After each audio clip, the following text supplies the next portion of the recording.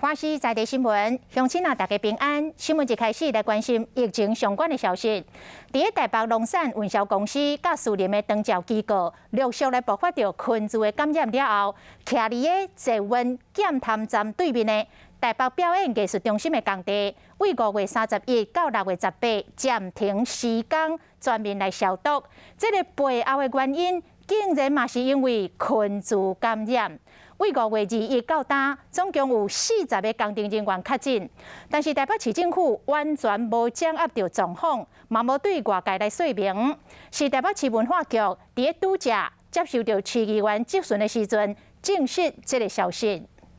这个案子是在5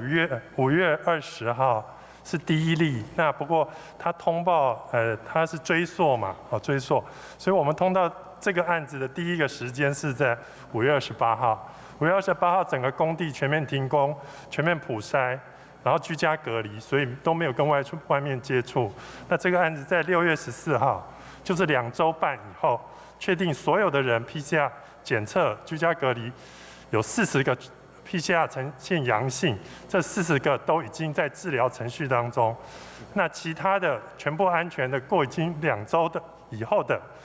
就陆续 PCR 确定阴性才回去工地复工，所以这个是已经是一个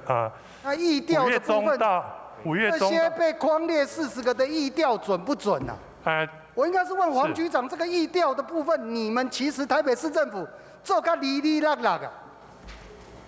我凭良心讲是这样子，我手上好几个个案都是这样子啊。